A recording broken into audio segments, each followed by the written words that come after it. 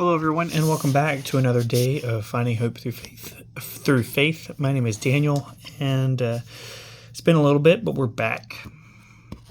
We're in Deuteronomy chapter 28. We're kind of midway through, and then also in the book of Enoch. But without further ado, let's get to it, and I hope everybody's doing well. Last time we were together, still more things, but it seems like it's finishing up all of the things that they were supposed to do. And then, but yeah, so we're getting, seems like we're getting to the end of Deuteronomy. Yes, we are. And then, yeah, but let's get to it. Okay. So let's back up a little bit and then go forward. So this is if you don't do what they say. So I guess we could just pick up where we left off, and it was verse 46. Okay. Let's see. All these curses will come upon you, pursuing you and overwhelming you until you are destroyed, because you would not hearken the voice of God, your Lord, the voice of the Lord your God, nor keep the commandments and statutes he gave to you. They will light on you and your descendants as a sign and a wonder of all time. Since you would not serve the Lord your God with joy and gratitude for abundance of every kind, therefore in hunger and thirst and nakedness and utter poverty, you will serve the enemies whom the Lord will send against you. He will put an iron yoke on your neck until he destroys you. The Lord will raise up against you a nation from afar, from the end of the earth, that swoops down like an eagle, a nation whose tongue you do not understand, a nation of stern visage, that shows neither respect for the aged nor pity for the young. They will consume the offspring of your livestock and the produce of your soil until you are destroyed. They will leave you no grain or wine or oil, no issue of your herds or young of your flocks, until they have brought about your ruin. They will besiege you in each of your communities until the great unscalable walls you trust and come tumbling down all over your land. They will so besiege you in every community throughout the land which the Lord your God has given you, that in the distress of your siege to which your enemy subjects you, you will eat the fruit of your womb, the flesh of your own sons and daughters, whom the Lord your God has given you.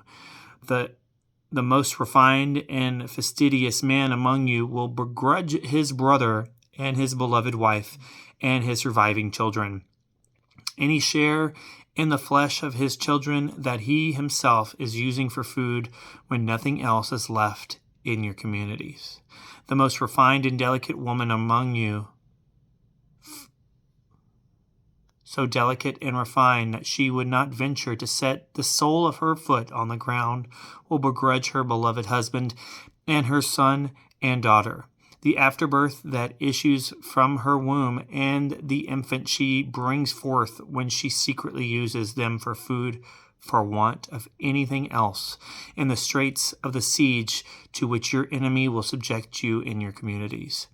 If you are not careful to observe every word of the law which is written in this book, and to revere the glorious and awesome name of the Lord your God, he will smite you and your descendants with severe and constant blows, malignant and lasting maladies.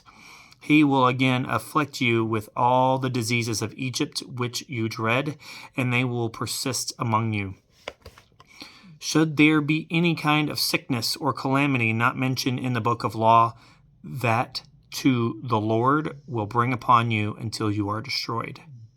Of you who were numerous as the stars in the sky, only a few will be left, because you will not hearken to the voice of the Lord your God, Just as the Lord once took delight in making you grow and prosper, so will he now take delight in ruining and destroying you. And you will be plucked out of the land you are now entering to occupy. The Lord will scatter among you all the nations from one end of the earth to the other. And there you will serve strange gods of wood and stone, such as you and your fathers have not known. Among these nations you will find no repose, not a foot of ground to stand upon, for the Lord will give you an anguished heart and wasted eyes and dismayed spirit. You will live in constant suspense and stand in dread both day and night, never sure of your existence. In the morning you will say, Would that it were evening? And in the evening you will say, Would that it were morning? For the dread that your heart must feel and the sight that your eyes must see, the Lord will send you back into galleys to Egypt, to the region I told you that you were never to see again. And there you will offer yourselves for sale to the enemies as male and female slaves. But there will be no buyer. These are the words of the covenant which the Lord ordered Moses to make with the Israelites in the land of Moab, in addition to the covenant which he made with them at Horeb. Wow, that's terrifying. That's terrifying. Goodness. Whew, let's keep moving. Deuteronomy chapter 29. Moses summoned all Israel and said to them, You have seen all that the Lord did in the land of Egypt before your very eyes, to Pharaoh and all his servants and to all his land. The great testings of your own eyes have seen, and those great signs and wonders. But not even at the present day has the Lord yet given you a mind to understand, or eyes to see, or ears to hear. I led you for 40 years in the desert. Your clothes did not fall from you in tatters, nor your sandals from your feet. Bread was not your food, nor wine or beer your drink. Thus you should know that I, the Lord, am your God. When we came to this place, Sihon, king of the Heshbon, and Og, king of Bashan, came out to engage us in battle, but we defeated them and took their land, which we then gave as a heritage to the Reubenites, Gadites, and half of the tribe of Manasseh. Keep the terms of this covenant, therefore, and fulfill them, that you may succeed in whatever you do. You are all now standing before the Lord your God, your chiefs and judges, your elders and officials, and all of the men of Israel, together with your wives and children, and the aliens who live in your camp, down to those who hew wood and draw water for you, that you may enter into a covenant of the Lord your God, which he concluded with you today under this sanction of a curse, so that he may now establish you as his people, and he may be your God, as he promised you, and as he swore to your fathers, Abraham, Isaac, and Jacob. But it is not with you alone that I am making this covenant under the sanction of a curse. It is just as much with those who are not here among us today as it is with those who are now here present before the Lord our God. You know in what surroundings we lived in the land of Egypt, and what we passed by in the nations we traveled. And you saw the loathsome idols of wood and stone, of gold and silver, and they possess. Let there be then no man or woman, no clan or tribe among you, who would now turn away their hearts from the Lord our God, to go and serve those pagan gods. Let there be no root that would bear such poison and wormwood among you. If any such person, upon hearing the words of this curse, should beguile himself into thinking that he can safely persist in his stubbornness of heart, as though to sweep away both the watered soil and the parched ground, the Lord will never consent to pardon him. Instead, the Lord's wrath and jealousy will flare up against that man, and every curse mentioned in this book will alight on him. The Lord will blot out his name from under the heavens, and will single him out from all the tribes of Israel for doom, and keeping with all of the curses of the covenant inscribed in this book of law. Future generations, your own descendants, who will rise up after you, as well as the foreigners who will come here from afar-off lands, when they see the calamites of this land and the ills of which the Lord has smitten it, all its soil being nothing but sulfur and salt, a burnt-out waste, unsown and unfruitful, without a blade of grass, destroyed like Sodom and Gomorrah. Wow. Admah. Wow. And Zeboiim. I'm not sure. Not sure how to pronounce that. I'm not going to butcher it, so let's move on. Which the Lord overthrew with his furious wrath. They and all the nations will ask, why has the Lord dealt thus with his land? Why this fierce outburst of wrath? And the answer will be, because they forsook the covenant which the Lord, the God of their fathers, had made them when he brought them out of the land of Egypt. And they went and served other gods and adored them, gods whom they did not know and whom they had not let fall to their lot. That is why the Lord was angry with the land that and brought it all in all the imprecations listed in this book. In his furious wrath and tremendous anger, the Lord uprooted them from their soil and cast them out into the strange land where they are today.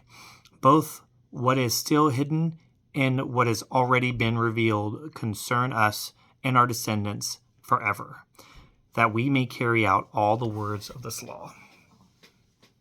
Now, I will say this.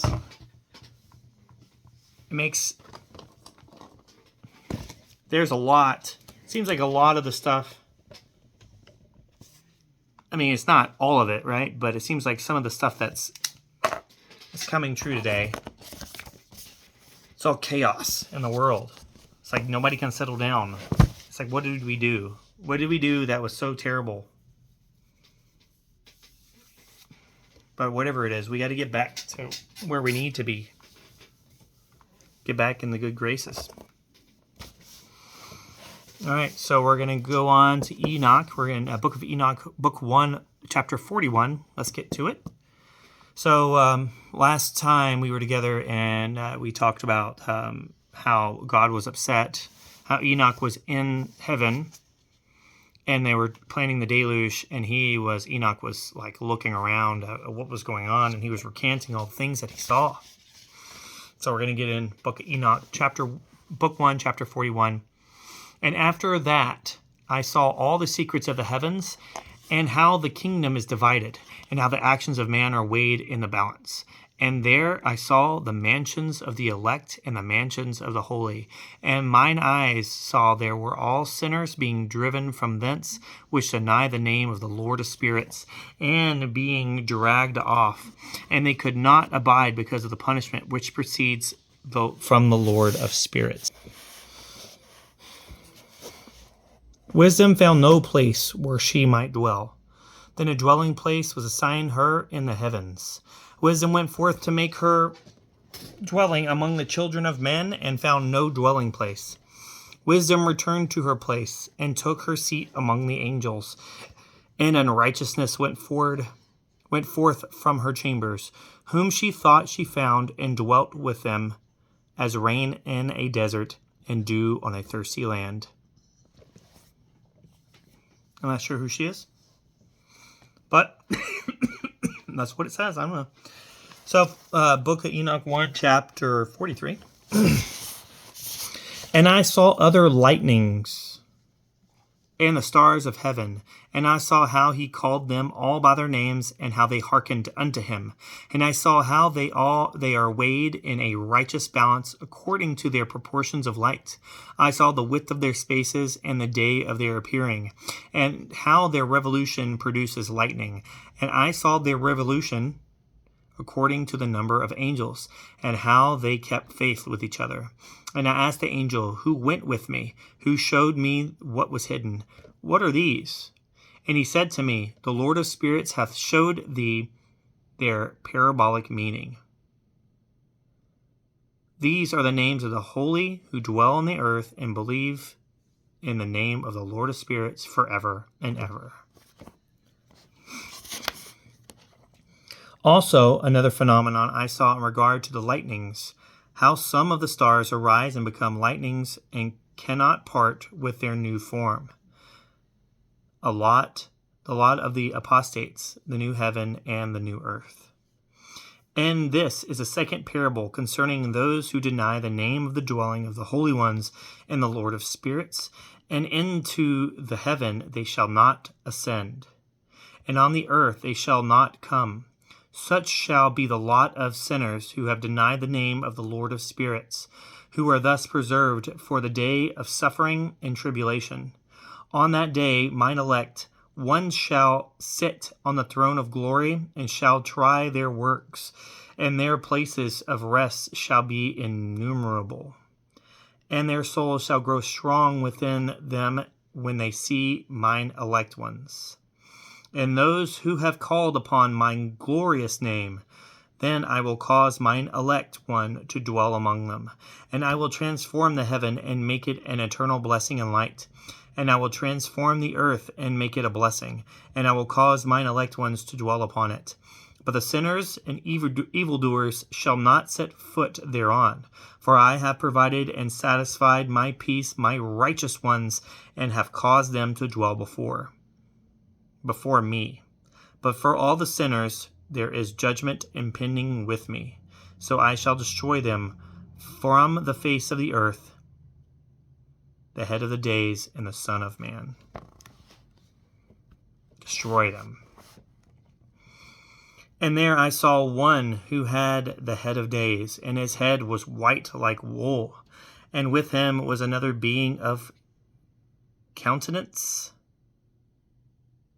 had the appearance of a man, and his face was full of graciousness, like one of the holy angels. And I asked the angels who sent me with me, and showed me all the hidden things concerning that Son of Man, who he was, and whence he was, and why he went with the head of days.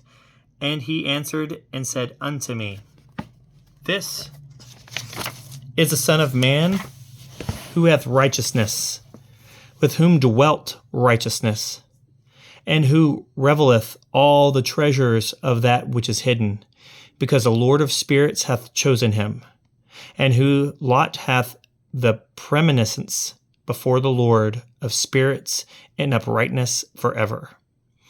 And this Son of Man, whom thou hast seen, shall rise up, the kings and the mighty from their seats, and the strong from their thrones, and shall loosen the reins of the strong, and break the teeth of the sinners. And he shall put down the kings from their thrones and kingdoms, because they do not extol and praise him, nor humbly acknowledge whence the kingdom was bestowed upon them. And he shall put down the countenance, something of the strong, and shall fill them with shame, and darkness shall be their dwelling, and worms shall be their bed, and they shall have no hope for rising from their beds, because they do not extol in the name of the Lord of spirits. And these are they who judge the stars of heaven, and raise their hands against the Most High, and tread upon the earth and dwell upon it. And all their deeds manifest unrighteousness, and their power rests upon the riches, and their faith is in the gods which they have made with their hands, and they deny the name of the Lord of spirits. Let's go back to that. That's powerful right there. And their power rests upon their hands, and they deny the name of the Lord of spirits. But let's back it up a little bit. And all their deeds manifest unrighteousness, and their power rests upon their riches, and their faith is in the gods which they have made with their hands. And they deny the name of the Lord of spirits, and they persecute the houses of his congregations, and the faithful who hang upon the name of the Lord of spirits. It seems like that's happening now, doesn't it? The prayer of a righteous for vengeance and their joy at its coming. That seems like it's happening now. Worship the thing they made with their own hands. And now look at them. It's like they may have this flashy life, but they're missing something. They're always missing something. It's like there's never an end to what they want. It's never an end. There's never a means to an end. It's always just like a constantly moving goalpost that people can never reach. Even the people that have everything they can want. It's constantly moving. They're never happy. But they're missing the whole point of life. Anyway, thanks for coming to see me, guys. Hope you have a good one. We'll see you next time.